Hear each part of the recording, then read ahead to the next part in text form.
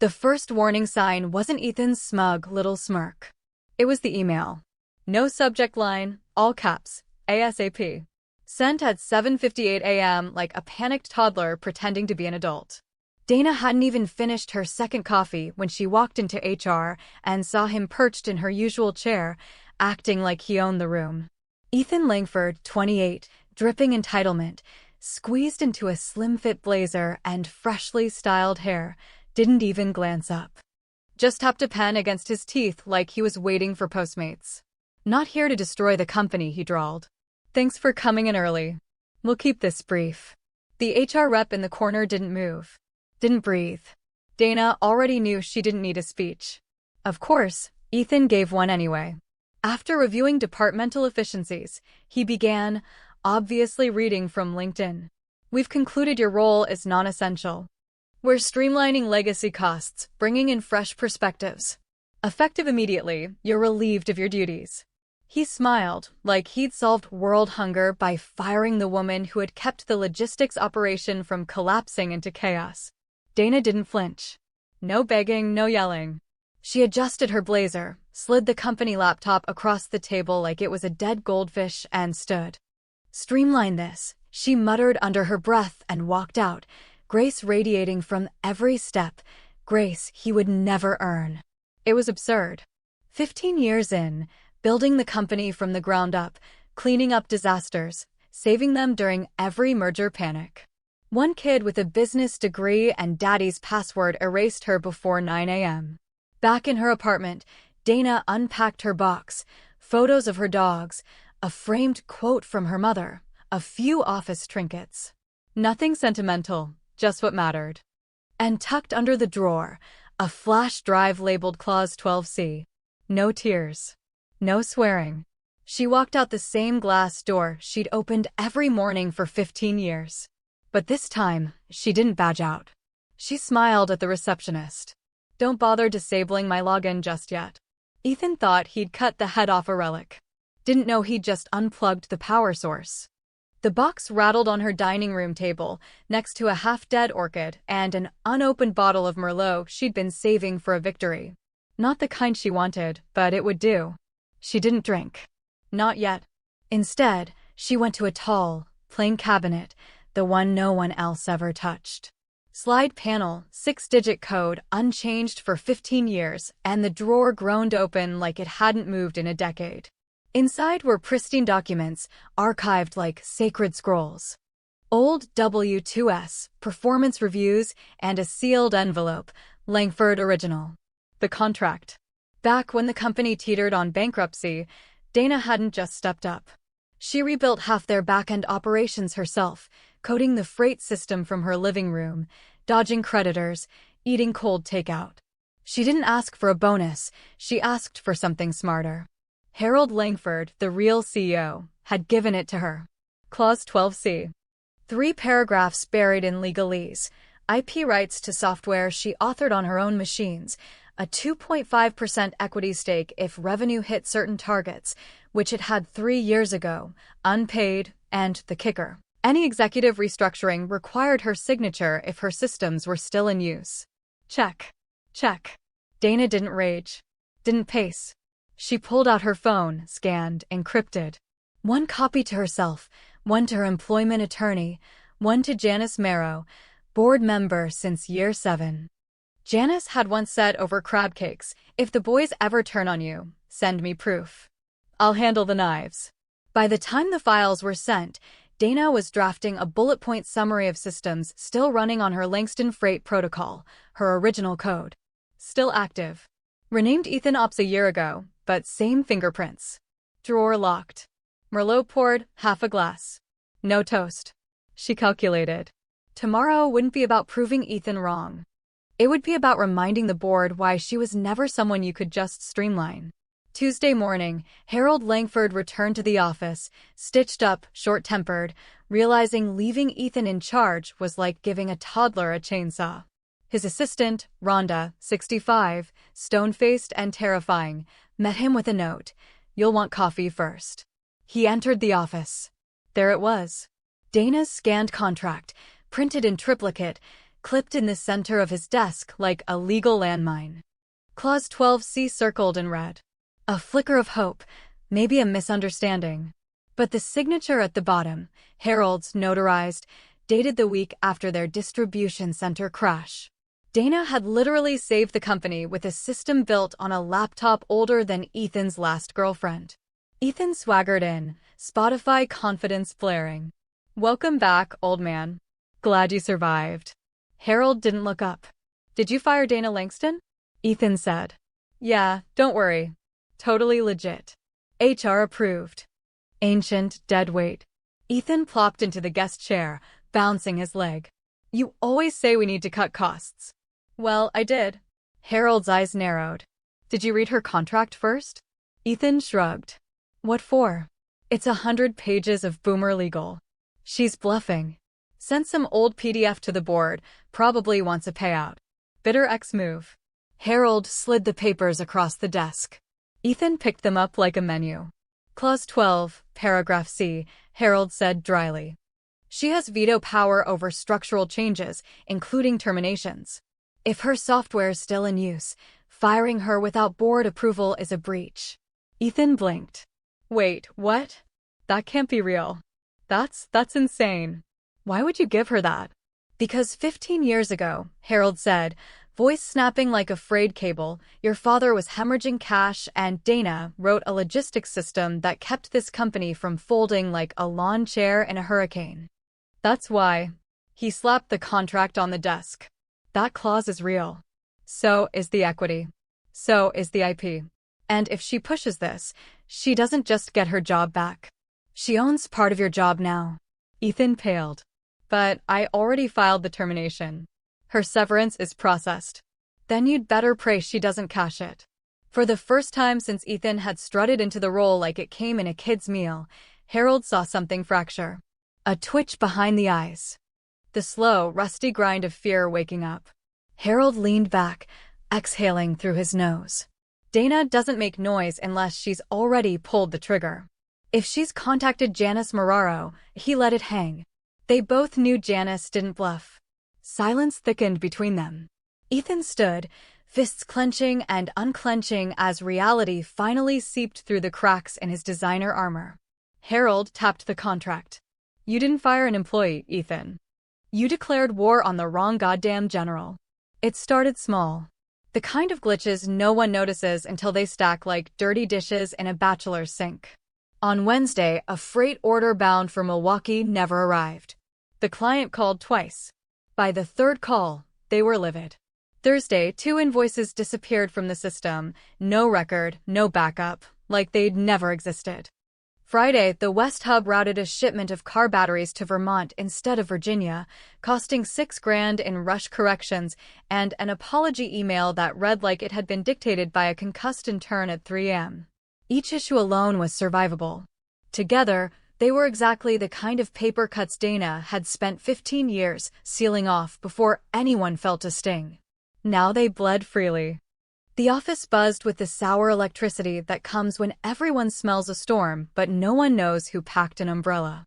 Dana's name wasn't spoken loudly, but it was everywhere, in the break room, in Slack threads disguised as memes, in whispers over frozen lean cuisines and passive-aggressive post-its.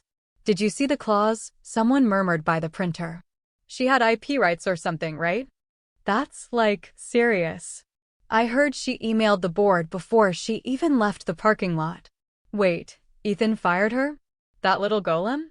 "My cousin's in legal, said it might breach contract." Like breach. Janice Moraro didn't respond to gossip. She never had to. The fact that she hadn't publicly defended Ethan was commentary enough. People noticed. They always noticed when Janice went quiet. Like the woods right before the cougar jumps. Then came the kicker. It was Jamie who found it, junior dev turned systems analyst. Soft-spoken, sharper than he let on, allergic to confrontation. He'd been assigned to review internal code dependencies before the next warehouse software update. 2 hours into the audit, he stumbled across it. A line of code in their automated load balancing script / adapted from original LFP Langston protocol / copyright Langston. He stared at it for a full minute. Then he dug through the dev logs. She hadn't just written the original structure. Her protocols were the structure. Repackaged, rebranded, sure, but the skeleton, the DNA of the entire logistics chain humming under their operations. All hers. Jamie did what any smart junior did in a corporate horror movie. He quietly screenshotted everything. Zipped it into a folder labeled just _ case. Printed the most incriminating sample, dropped it on his manager's desk with a sticky note. Think we owe Dana royalties. By lunch, that sticky note had migrated 3 desks over. HR saw it by 3 p.m. legal by 5. By Monday morning, Harold's inbox held 15 separate threads with the subject line, urgent, Langston IP rights Dana, meanwhile, said nothing. No tweets. No pointed LinkedIn post about new chapters and closed doors. No leaks to old colleagues. She didn't need to. Her absence had its own gravity, like a missing beam in a house everyone thought was sound, until the roof started to sag. No tantrums. No threats. Just quiet chaos. Somewhere behind those flickering monitors and sweating middle managers, praying Ethan didn't schedule another town hall, one truth settled in colder than fact. Dana Langston wasn't just a former employee. She was a loaded gun the company had tossed onto the boardroom table and now didn't dare touch. Subject line, Notice of Contract Breach, Clause 12C IP Ownership Review sent, 6:02 a.m. Just as the building lights flickered on and half the C-suite still had pillow lines on their faces, Dana pulled the trigger. Her timing was, as always, surgical. The email was short, 5 paragraphs, no bloat, no rage. Just precision. Dear board members, on my termination date, I was informed, without prior board consultation or approval, that my role had been eliminated. As outlined in my employment contract, Clause 12C, such restructuring actions are subject to board approval when Langston Freight Protocol, LFP, architecture and associated IP remain in active deployment. This termination occurred while said systems were still in core operational use and without formal consent.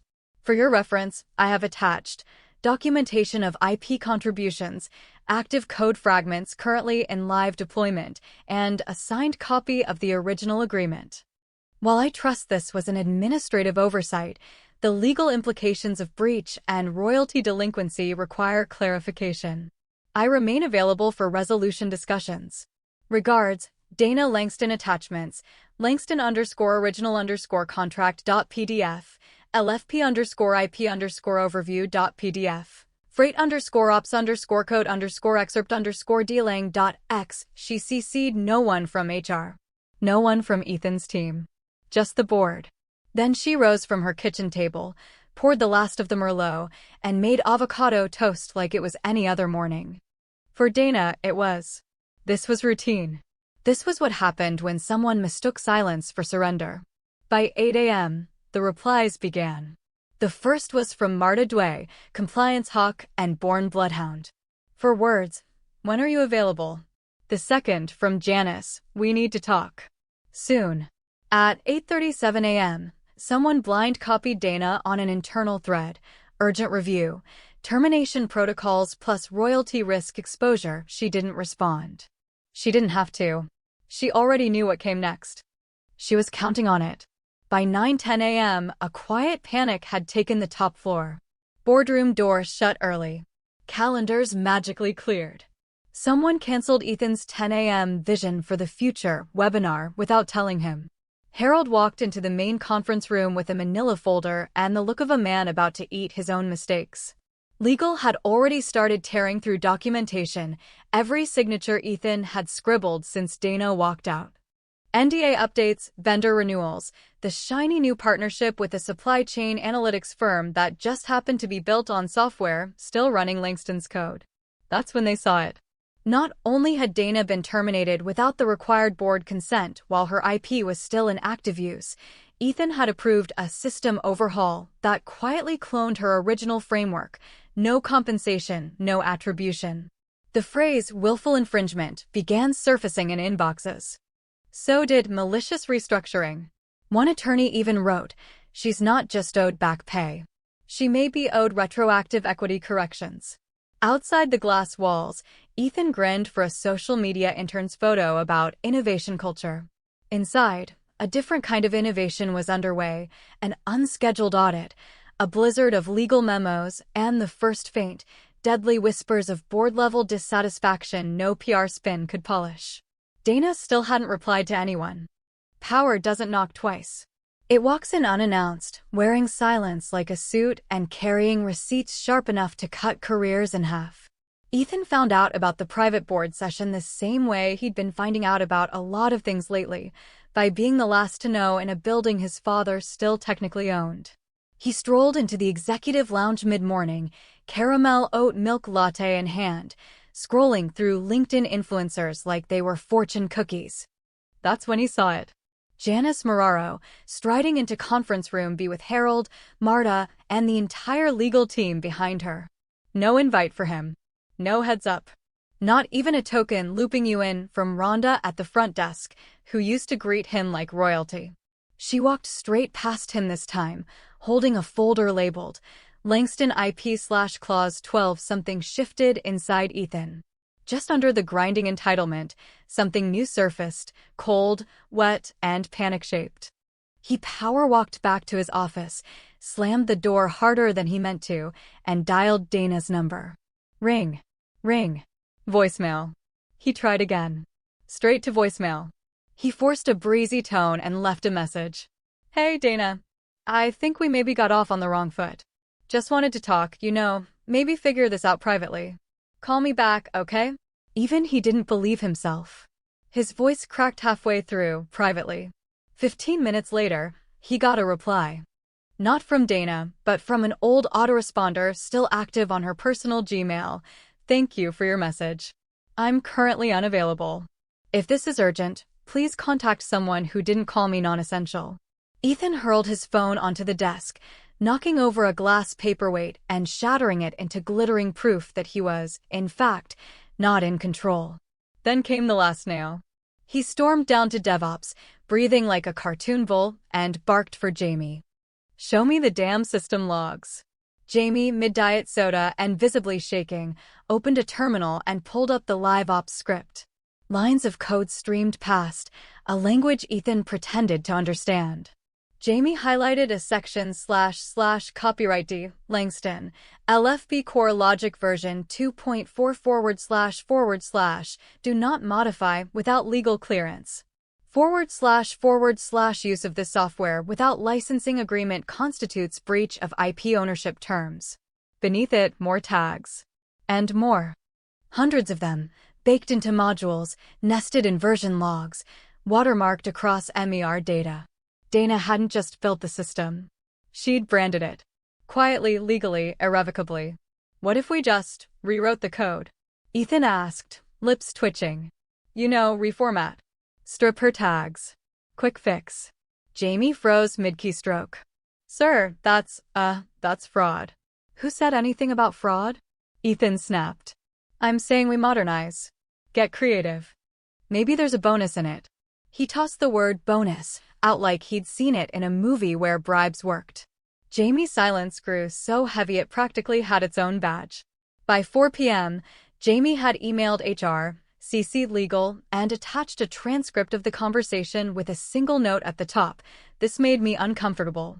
Please advise." It didn't take long for that to land in front of Janice, Harold, and the rest of the board, still sequestered in their quiet war room. By 5:15 p.m., Ethan's keycard had been silently downgraded. Not revoked. Just adjusted. He hadn't noticed yet. He would. Desperation has a smell. And once it starts to rot, it draws exactly the kind of attention that eats empires. Harold didn't knock right away. He stood on Dana's front step longer than any CEO with his net worth should, manila folder in hand like a ransom demand he wasn't sure he could meet. He wasn't wearing his investor battle suit, just slacks and a windbreaker. This wasn't business. This was cleanup. Dana opened the door slowly. No smile. No greeting. Just that surgical stillness she wore like plated armor.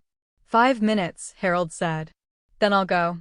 She stepped aside and let him in. The house was as he remembered it, clean lines, muted tones, nothing ostentatious. Except the dining table. Spread across it were neatly stacked legal documents, case studies, a framed photo of her and her dogs on a beach, and a yellow legal pad filled with bullet points that looked less like notes and more like a battle map. She didn't offer coffee. He didn't ask.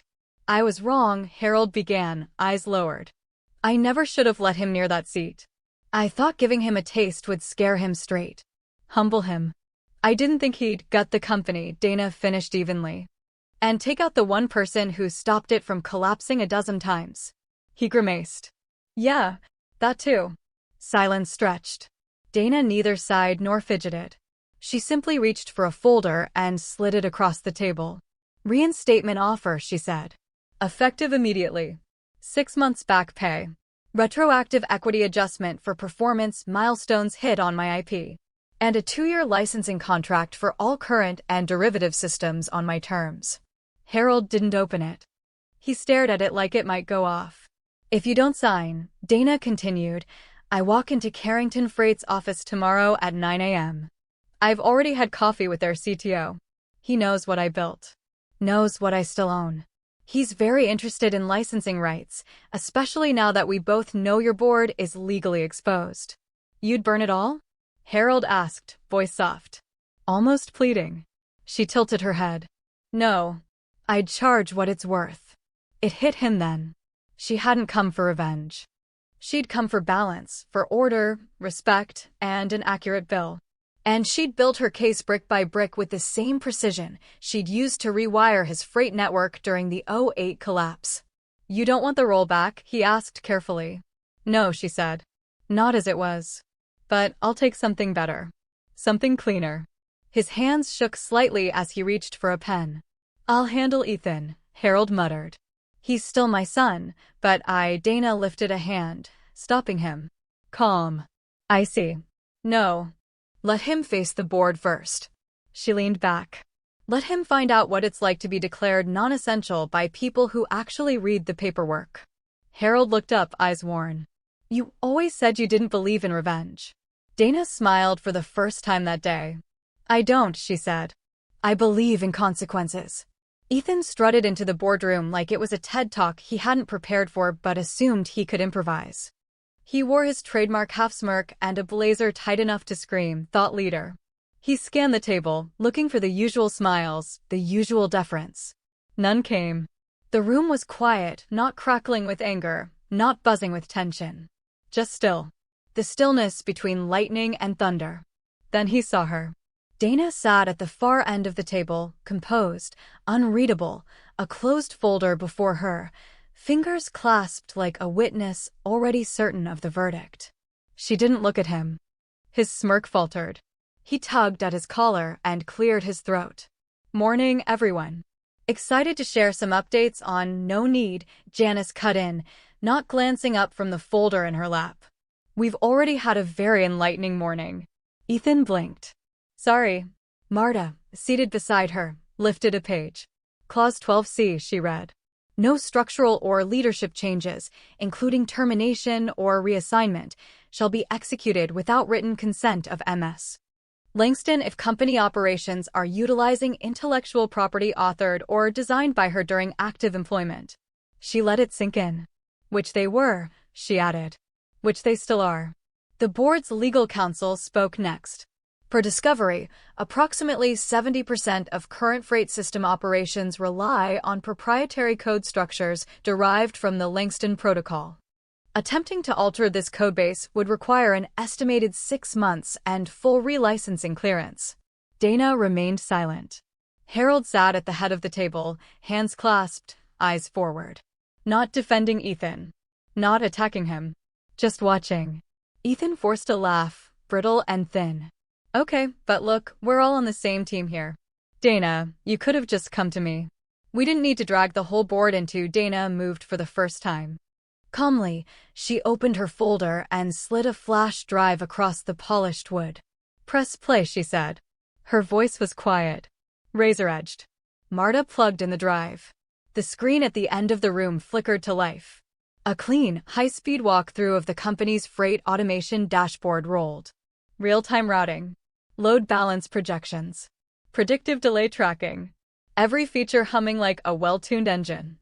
At the bottom right corner, barely noticeable but permanently burned into the UI, was a watermark, powered by D. Langston IP Holdings. The silence that followed was the career-ending kind. The CFO broke it. 3 vendors have already reached out, he said.